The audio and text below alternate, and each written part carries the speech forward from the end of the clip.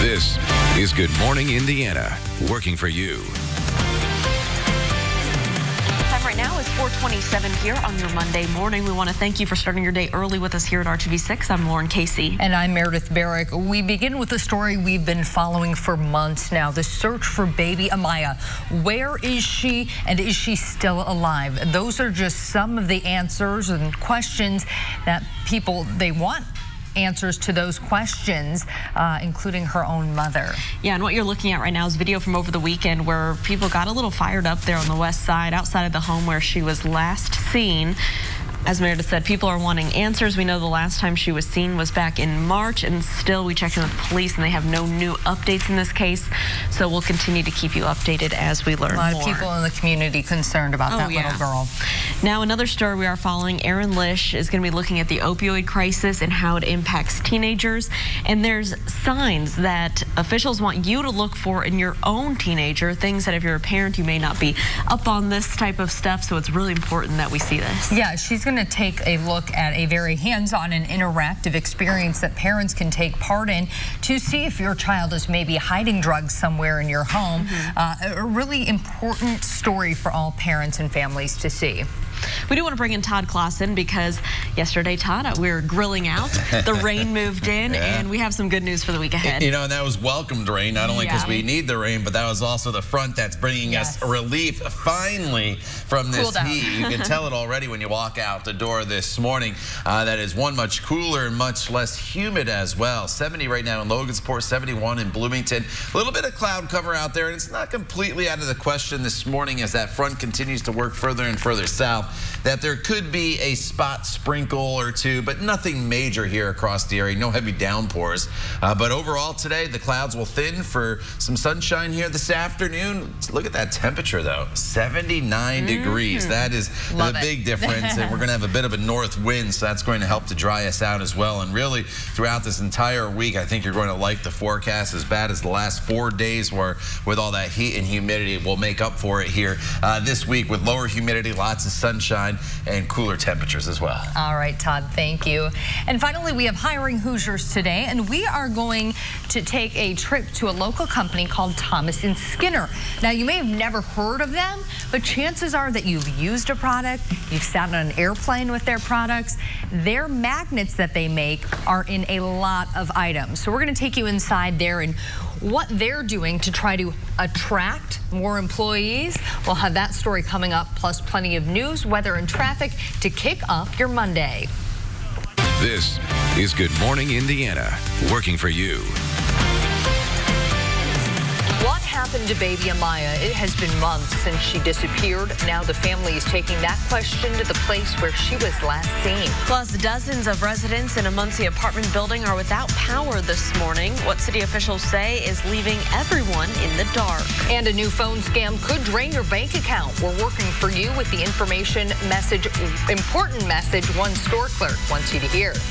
It is 4:30 on your Monday morning. Thanks for joining us. I'm Meredith Barrick. And I'm Lauren Casey. Todd Clausen with us this morning to talk about the forecast, and we have a welcome change after some dangerous temperatures this past 4 days or so. You know, it's a big time change. We're in the triple digits with heat index values the past 4 days, and today a whole new air mass is starting to work its way in. And if you haven't been outside either late last night or early this morning, you will notice the change. Look at this temperature down to 73 degrees right now, and that temperature won't really move much more here throughout the entire day. That's the good news as we kick in this north wind. Our temperatures are going to run a lot cooler than they have been. 68 in Crawfordsville right now, 71 in Bloomington and Tipton, 74 is the current temperatures. You make your way up into the Muncie area. Now, we do have some cloud cover around this morning. That front is still lingering across southern Indiana, so can't completely rule out the chance of a quick passing shower at some point here this morning, but we should not get into this heavy rainfall like they have near St. Louis. That should push to the south, but just don't be completely shocked throughout the morning drive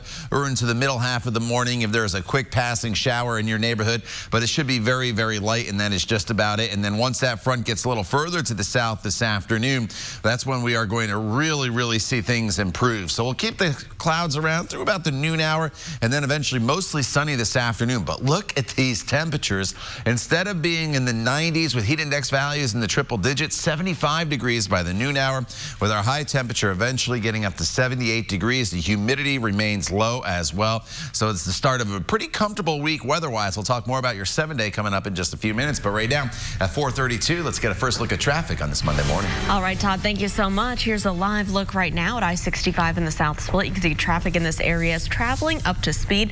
Now, you may remember we've had that closure from the South Split to I-465. Now, this morning, I did see some cars moving southbound, so they must have some lanes back open. It's scheduled to reopen at some point this morning, so that is great news for your commute throughout today. Now, let's take another live look. This is our INDOT traffic camera at I-465 and West 71st Street on the northwest side. You can see that flashing signboard right there. We do have construction on the northwest side, so just take it slow as you're heading out the door this Monday morning.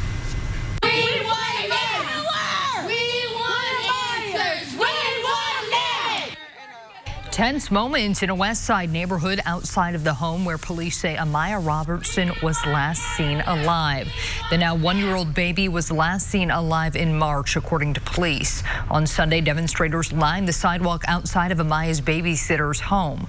Since Amaya was reported missing, police have obtained search warrants and searched the West Side home on Holmes Avenue. Investigators have dug up portions of the yard and collected evidence from this location, but still no sign of baby Amaya. Police have also found items belonging to Amaya along the White River, less than a mile from the home. We briefly spoke with her mother, who was very emotional and demanding answers about where her baby is. It's my daughter, and he doesn't even care. His grandson was just born. His baby grandson was born. You can love, cuddle, cherish moments with.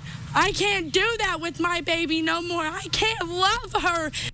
Just to be clear, the babysitter has never been named as a suspect in this case. Police say Amaya's mother's ex-boyfriend, Robert Lyons, is a suspect in this now homicide investigation. We checked in with police and they have no new updates in the case.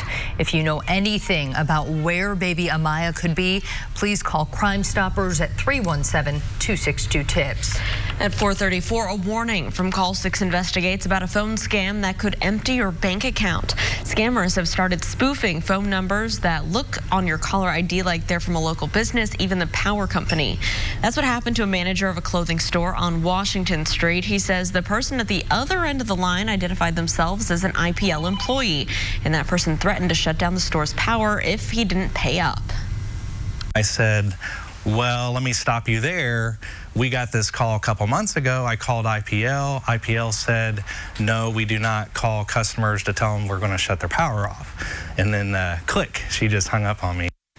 Well, he didn't fall for it, but many do, including homeowners and business owners. IPL tells Call 6 that if they do call a customer, a representative will have a specific and accurate information about your account. They do not require certain types of payments, so be on high alert if the caller demands you must use a prepaid debit card or demands you pay a specific way. When in doubt, hang up, call IPL to verify the questions about your account. The utility says that they are working with authorities to stop these types of calls. People living in a public housing apartment building in Muncie are still without power, and they have been since July 6th. The Muncie Housing Authority says the outage at Gillespie Tower near downtown Muncie is due to an electrical issue. They sent parts to get it repaired and then turned the power back on, but later it went out just hours later. Officials say more than 30 units have partial power, but around 60 are still without power. Because of the heat and safety concerns, the Housing Authority is working with the Red Cross to provide cots in a cooling area downstairs. Officials are not sure when they will have power restored to the entire building. At 4:35, leaders with the Kennedy King Memorial Initiative believe that they will be able to easily clean off graffiti at the Landmark for Peace Memorial. They say it appears that someone wrote on it with chalk. They also noted the statements are not derogatory and they are simply the truth and the act of passion. The Landmark for Peace commemorates the site where Robert Kennedy delivered his famous words the night Dr. Martin Luther King Jr.'s assassination. A Clay County Fire Department is reminding drivers to pay attention behind the wheel. That's because the department responded to at least 2 deadly crashes over the weekend. The latest crash happened near State Road 42 and State Road 59 south of Brazil. One person was killed in the crash. Another was taken to the hospital with life-threatening injuries. On Friday, 2 people were killed in a deadly crash on Interstate 70 just west of Brazil. At 4:36, the Circle City is changing up plans for 2 new downtown hotels at Pan Pan Am Plaza. Instead of building both, only one will go up at a time. Mayor Joe Hogsett announced the change in a letter to the owners of the city's other major downtown hotels. They expressed some concerns about the original plan when it was first released last year. But the first hotel will be built by Kite Realty. That will be 38 stories with 800 rooms. Another hotel with 600 rooms will be built if it looks like there's enough demand for another downtown hotel. Farmers are staying active in the fields longer. A new study shows that is thanks to assistive technology, seasonal hires, and a general improvement in senior health. Last year, the average age of farmers was 56 years old, the highest of any occupation tracked by the government. Experts worry, however, without older farmers, there may not be enough people to support America's food needs. Experts say expensive equipment and limited land availability are among the reasons younger workers are struggling to establish themselves. Tensions with Iran are on the rise this morning. Straight ahead, the latest incident to have lawmakers calling for changes in the Middle East. Plus, we are working for you with a recall this morning after the break why a popular egg salad is being pulled from Target store shelves. Todd.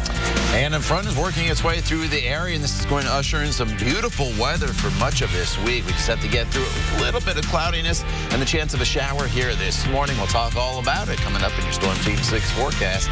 The time now is 4:38. You're watching Good Morning Indiana right here on RTV6. Stay with us. We'll be right back. Financing for 60 months on Silla 2019 Atlas models. Welcome back to Good Morning Indiana. Time right now is 4:41 on your Monday, and we're keeping a close eye on traffic as we had a lot of construction over the weekend. Here's a look at an area at I-69 at 106th Street in Fishers. We're scheduled to have some lanes closed until about 6 a.m. this morning, but it looks like in this spot those orange barrels are pulled to the sides of the roads and traffic is traveling up to speed.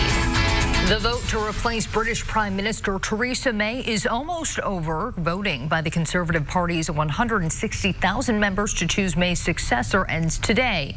The candidate receiving more than 50% of the vote will be declared leader of the party and will become the new Prime Minister.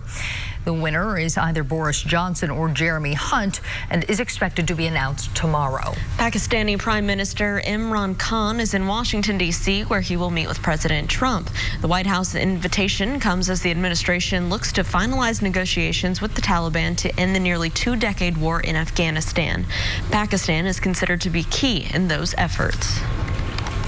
Tensions continue to rise in the Gulf this morning. Iran just released new video of the moment it seized a British flag tanker it says violated maritime law. As ABC's Megan Tevrizian reports, the British is accusing Iran of risking an international crisis. Tensions with Iran escalating this morning. New video released by Iran showing the moment Iranian Revolutionary Guards seized a British flag tanker in the Strait of Hormuz, a vital oil passageway. Notice the empty deck and an Iranian flag hoisted from the ship's bridge. In this newly obtained audio, listen to the exchange between the crews. If you obey, you will be safe. Stena Imperial, this is British warship Foxtrot 236. You are ordered change your course to 360. 360 degrees immediately. The ship captured Friday by masked Iranian commandos. Iranian officials say the vessel violated international maritime law. But British officials say Iran is calling it retaliation for the UK seizure of an Iranian tanker just over 2 weeks ago that was believed to be headed to Syria, a breach of EU sanctions. Well, let's be clear, this was a hostile and aggressive act. This latest seizure coming one day after the U.S. downing of an Iranian drone that was flying too close to an American Navy ship in the Gulf. On Sunday, Secretary of State Mike Pompeo saying, despite the fact these are not the actions of a country headed toward the right direction, the U.S. is willing to talk. We're prepared to negotiate across a broad spectrum of issues with no preconditions. British leaders are expected to address Parliament today to discuss how they will respond to the ship seizure. Megan Tevrizian, ABC News, New York. It is 4:44. Puerto Rico Governor Ricardo Rosselló announcing that he will not run for re-election next year. He's also resigning as the new Progressive Party's president. The announcement follows protests over offensive private chat messages between him and his inner circle that went public last week. He did not say he would resign as governor, upsetting protesters who've been calling for him to do so. The Center for Investigative Journalism published nearly 900 pages of leaked chats from the governor's private Telegram messenger group. In them, he and 11 top aides and cabinet members exchanged profanity-laced, homophobic, and misogynistic messages about fellow politicians, journalists, and celebrities. The Trump administration will wait to start enforcing a rule to stop taxpayer-funded family planning clinics from referring women to get abortions. This issue has sparked protests all over the country. The Associated Press says it reviewed a notice the government sent to clinics over the weekend saying it was giving clinics more time to comply first. A group that represents the clinics says it filed a federal lawsuit to block recent efforts to limit abortions. At least 8 people are recovering after a lightning strike on a beach in Clearwater, Florida. This is what the beach looked like before those storms moved in yesterday afternoon. But then firefighters say the lightning struck near a local restaurant. One man was directly hit and he went into cardiac arrest. He was also hospitalized in critical condition. One witness says that the victim's girlfriend was next to him when this all happened. I hope he was going to make it. His girlfriend was like right next to him on the floor and she was completely traumatized, so I was just hoping he would make it. Firefighters say this should be a reminder to everyone to take cover during thunderstorms. And back here at home, we had some rain and some rumbles of thunder move in overnight, Todd, and that was that new air mass. Yeah, it wasn't anything severe here in central Indiana, but go to Kyle Mounts' Facebook page. He had a terrific shot of a lightning strike looking off towards the west, and you could see just how dangerous lightning can be. That's why we always say thunderstorms, even if they're not classified severe by the National Weather Service, are still dangerous anytime that they do contain lightning. So it was an awesome picture, so make sure you go check that out. Here's the view from downtown to the south, and you notice some low-level clouds here and there, but overall it's a pretty quiet morning for us. The temperature sits at 73 degrees right now. The dew point's at 70 degrees, so it's still a little uncomfortable, but here's the key to the forecast for the day today, this north wind. So our winds have changed direction coming out of the north now. That's a cooler, that's a drier wind direction, and that's going to help to drop that dew point number. So the dew point's going to be right around 70 degrees here this morning when you wake up, so it's still a little uncomfortable, but then look what happens as we work our way throughout the day. It falls into the 60s and eventually into the 50s. That is an extremely comfortable air mass that is heading our way for the second half of the day. So our day will really get better and better as it goes on, not only because the humidity drops, but as the day goes on, we'll see more and more in the way of sunshine as well across the area. 73 right now in Indy, 71 in Bloomington, 70 in Richmond, 71 up in Tipton. Everybody's within just a couple degrees of each other here temperature-wise this morning, and as we go throughout the course of the day, we'll keep the clouds around this morning, but then we'll thin them out. It becomes more comfortable again with lots of sunshine, and look at the temperatures today. Gone are those 90-degree temperatures, replaced by highs today that'll only be right around 80 degrees. In fact, some of you probably won't even get to that 80-degree mark here throughout the day today. That's how comfortable this air mass is that's going to be working its way into our forecast. The clouds are lingering a little bit here across the area this morning, and it's not out of the question that we could see an isolated quick passing shower throughout the morning hours. The heaviest of this storm action will stay towards St. Louis. This will dive down to the south, but as this front goes through, there could be a stray shower or two, and TrueCast is kind of picking up on the shower chance a little bit here throughout the morning and then eventually into the early afternoon hours down to the south. If you do see it, it will be very, very light. It would be brief, and then it'll move out, and then throughout the evening hours, we should be just fine. So sunset this evening is at 9:08. At that point, skies should be mostly sunny and then mainly clear and cooling off this evening. We're back down into the 60s, and I mentioned it last week how we are going to go from a heat index value around 110 to eventually by Tuesday morning a temperature in the upper 50s, and that's still on track. About 59 the overnight low in Indianapolis, but look at some of these outlying areas. Temperatures as cool as maybe 55 tomorrow morning in Peru, 53 in Lafayette. A drastic change, over 50-degree temperature difference from late last week with the heat index to the overnight low readings come tomorrow morning, and then we're in great shape. It's a cool start, maybe even a light jacket needed tomorrow morning, and then with sunny skies throughout the entire day tomorrow, we're looking at a high temperature right around 78 to 79 degrees. So as you look at your 7-day planning forecast here, it's really a good one for the end of July. Yes, the temperatures will start to moderate and the humidity does come back up a little bit as we get towards the end of the week, but it's not that oppressive heat and humidity, and until then, enjoy the middle half of the week. week because it's absolutely terrific. Comfortable overnight, comfortable during the afternoon hours with temperatures in the 80s and lots of sunshine. All right, Todd, thank you. Let's take a live look right now at I-70 east of the airport ramps. You can see traffic moving along just fine in that area. No issues to report. We'll take a turn now to I-70 east, or I-70 at Post Road, that is. A couple of cars out there this morning. Just a reminder, a lot of construction going on right there, right on all the local interstates, so just be aware of that as you head out the door this morning. We do want to get to some breaking news we are following this morning. This is from the city's northeast side. Police say that a carjacking ended with a police chase and a shot fired at an officer. It all started with the carjacking that was at 42nd and Post Road. A Lawrence police officer spotted a stolen vehicle and then gave chase.